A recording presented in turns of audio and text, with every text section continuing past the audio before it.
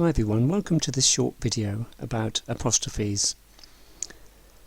We'll be looking at two ways in which we use an apostrophe, and this is an example of one. It looks like a speech mark, a single speech mark on its own. And there are two ways in which we use apostrophes.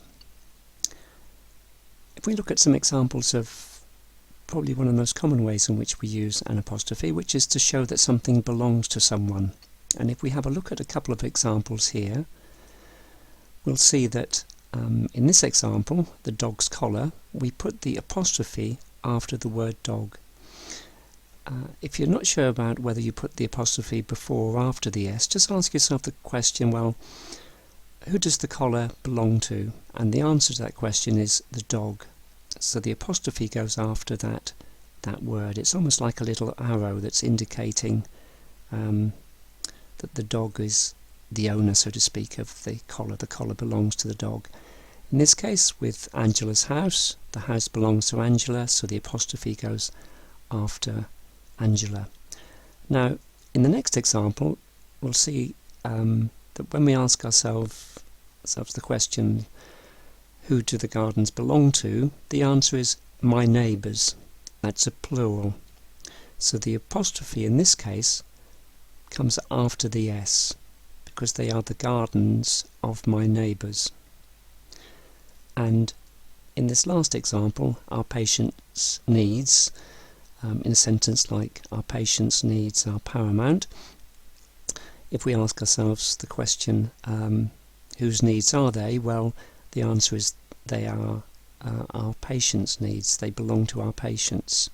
So therefore we put the apostrophe after the S. So we use an apostrophe very often to show that something belongs to someone. And we call that use of the apostrophe the possessive apostrophe. Now let's have a quick look at the other contexts in which we would use apostrophes, and they are when we have words like isn't and there's, where we use an apostrophe to show that there are letters missing.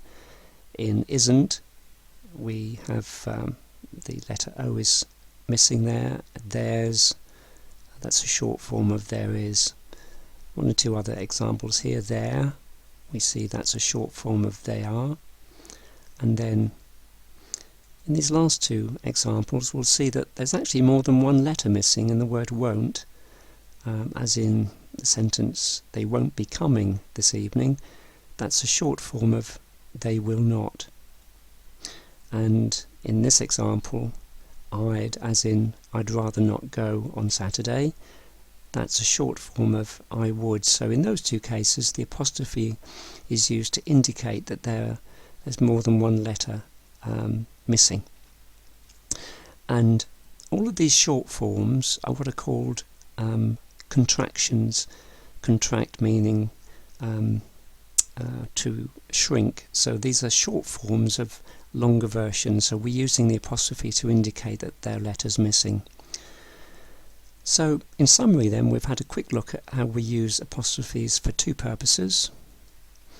One, to show possession, so to speak, the possessive apostrophe, the dog's collar, and then we've just seen that we use apostrophes to indicate that there may be letters missing in contractions like can't, which is a short form of cannot. Just before we finish, let's look at how not to use apostrophes, which is, we've got here an example taken from a blog called www.funkyenglish.com, which has got some nice examples of how not to use apostrophes.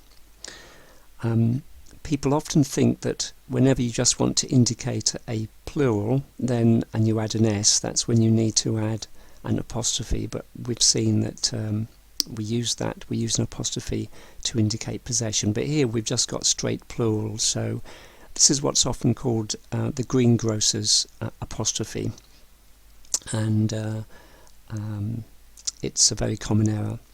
Anyway, I hope this little video has been useful in clarifying those two main reasons why we would use an apostrophe.